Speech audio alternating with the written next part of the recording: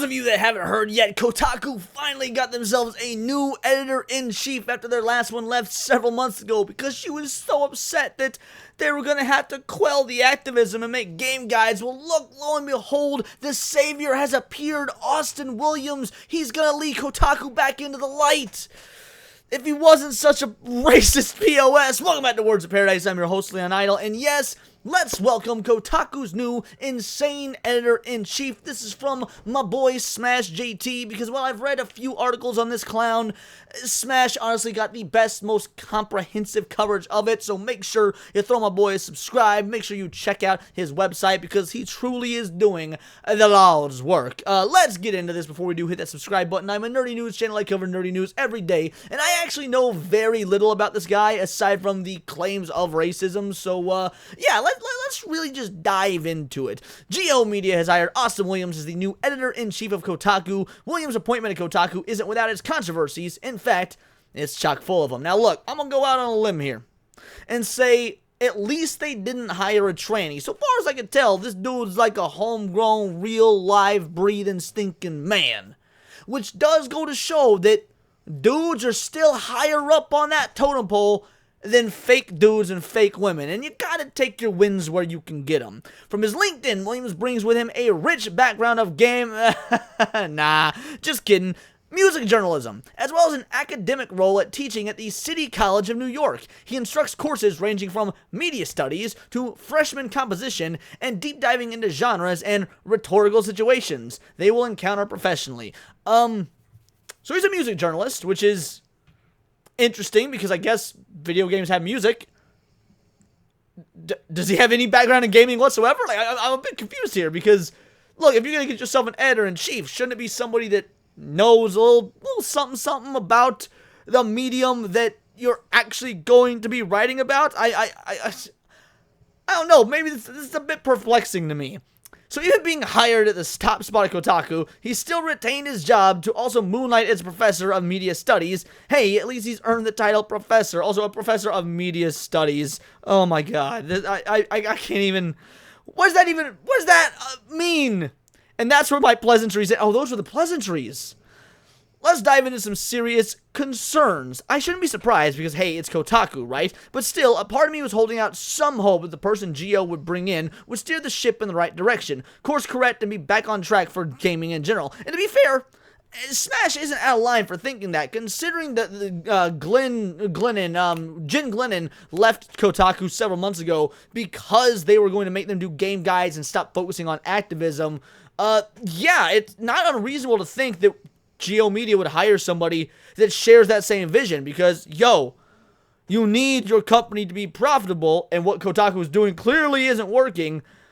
Yeah, that optimism wasn't unwarranted, although, I mean, time makes fools of us all. This was a huge opportunity, and what I found already proves it was a huge swing and a miss. Some of this stuff is just flat out insane. So here's some tweets from him. My account is safe because I'm not a child, but also what about the Nazis and harassers and Trump himself? That was in response to Twitter says that it will suspend people who openly hope for Trump's death on the platform. Wow, that was all the way in 2020? Really? I am shocked. Shocked! Well, not that shocked. Want to guess if he hates the Orange Man? Orange Man bad? TDS? Well, he has publicly expressed plenty of disdain for President Donald Trump, as reflected in a history of fiery tweets. Now, I'll be real. I don't care that the guy hates Donald Trump. A lot of people do, and that is your right. I think that it makes you, frankly, insane, and you take that stuff too seriously. However, you don't gotta like the guy.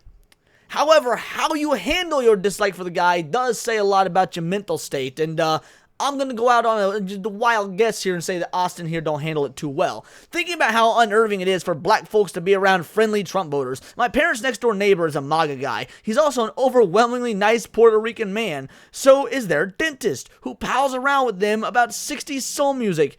It's true get out shit. No offense, but it sounds like some fucking commie gobbledygook. Are you out your mind? Oh, my neighbors are Trump supporters, but they're nice. Remember that Jordan Peele horror movie about racism? The leaps in logic are insane. Yeah, this guy is going to continue writing the articles or getting the articles written for Kotaku that are exactly what we think. But, hey, still better than Melissa Mercante, right? Not that this is all end all, not that this is the end all be all deciding if someone has a certain perspective on reality, but it sure isn't a great start. If Drake and Fortune drop What BA2 on the night Trump is impeached, we might have to declare today a national holiday. His stance directly aligns specifically with the broader editorial tones of Kotaku, a site that uses video games as an entry point to push propaganda and activism, sometimes focusing heavily on the former. This alignment raises questions about the future of content direction of Kotaku under Williams' leadership. Well, no. It raises no questions. The question is already answered. It's going to stay the exact same as it was before, maybe even get worse, although I find that very difficult to believe, because how do you get worse than Kotaku already being the bottom of the barrel? Unless we're about to find out this is like a magician barrel that has a false bottom and goes even lower. It doesn't stop at Trump either. I want to watch Challengers, but I feel like I'm going to get banned from Alamo if I gotta see Zendaya get trained by two white men. I mean, that's gonna be a shitty movie anyway because Zendaya sucks. Or imagine a white person tweeting this about a black person. There's a white man on the A train in sandals and literal grippy socks, acting very strange and fiddling with his backpack. Just wanted to publish this just in case. Bro, straight up, reverse the roles in that and homie would be fired before he gets off that train. Someone would screen cap that shit, send it to his boss, and he would be donezo. That being said, I will say to all my fellow whites watching, and really anybody for that matter, never trust a whitey in sandals. They are the fucking devil. Need him to come steal this white man's job? Bad. I'm in an office full of white people today. Pray for me. Working with white people, definitely a top 5 emotionally draining experience. White people really are the rudest motherfuckers on the planet. Homie got some deep-seated issues. Like I get it. He's from New York. I ain't never been to New York. I don't know how white people act in New York. I'm from the good old Midwest where, honestly, everyone's about the same. Like, I'm gonna be real. White people, black people, Latino people, I guess the Asians are a little bit different. Asians are a bit more standoffish, but we love them anyway. But everyone around here in the Midwest is more or less the same. We're all just sort of like hoping that the missile silos that carry all of our nukes aren't a target when Russia decides to go ham because, we ain't making it out of that shit alive, and until then, we're gonna go to our job at, Office Depot or Olive Garden or whatever, and just hope for the best. But, yeah, maybe New York clearly broke this bro's brain. The essence of Kotaku's content strategy under previous leadership has been often critiqued for leaning more and more towards social activism and cultural commentary than traditional video game journalism. It's the exact reason why the site has been nosediving in respect from the broader gaming community at large for the better part of 2 decades. This has caused gamers to feel alienated, believing the platform has strayed from its core focus on video games to prioritize political and social discourse in order to push a woke agenda. Guys, I mean, do we need any more? Like, look at this. This dude looks like a try-hard version of Atreus with all the wrong politics. Thank you to everyone who sent over their congrats and kind words about the new gig. Sorry I wasn't able to thank each of you individually. Please, it can't be that many people to congratulate you on getting a fucking job at Kotaku. It's Kotaku. First day of school, coded fit pic that my wife took this morning is so he's even straight. Hell yeah, dude, he's a straight male. I'm gonna be real, guys. That is good enough for me. Sure, he may be a vile racist, but you know what? I would take a vile racist over a woman or a tranny any day. Those are where my priorities lie.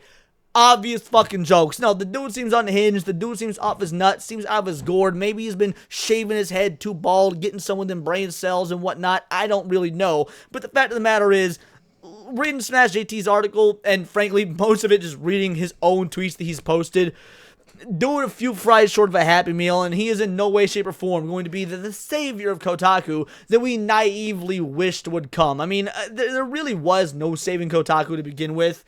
But again, you can dream, you can hope, you can want, because at the end of the day, we do want to see this culture war nonsense and shenanigans end. It's, for some people, yeah, they will make these videos and use it as a way to farm revenue. I don't like that. I ain't a fan of that. I want to see the culture war end. And Geo Media hiring somebody that's actually apolitical, that cares about gaming, that could have taken that journalism into a new, honest direction and just talked about games without any socio-political commentary, would have been a massive W. I would have sang their praises while still remaining healthily skeptical, because nothing changes overnight and they would still have a slew of employees under his command that do hold those same political beliefs, like Carolyn Petit, Alyssa Mercante, all those fucking losers. But you know what? There was an opportunity here. There was something that Geo Media could have done, and we were hoping for it, because that is what you want at the end of the day when it comes to the culture war. You want to see the best, hope for the best, and heal the cultural degradation that we've been experiencing. But that's not going to happen in this case. So, yeah, I guess we're just going to move on from this. But I want to know your thoughts. Let me know in the comments down below, or let me know on X, where you can find me at Bolt the Word. And please do subscribe. I'm a nerdy news channel. I bring you nerdy news every day. Usually 3 videos a day, and not always about the current Gamergate controversy, but anime, movies, music, Magic the Gathering, you name it. Check me out on Instagram at wordsofparadise_Leon, and become a member for $4.99 a month. You can join the Discord, choose the articles I go over on a day-to-day basis, choose the videos I react to on my Friday night live streams, and of course, get in touch with over 80 other vital idols. We are a bright, beautiful, glowing, vibrant community that I cannot wait to grow even further, because we do care about diversity, but only one kind of diversity of thought. So if that's interesting to you, hit subscribe, join the Discord, and until next time, it is all here in the Nerdosphere. This has been Words of Paradise.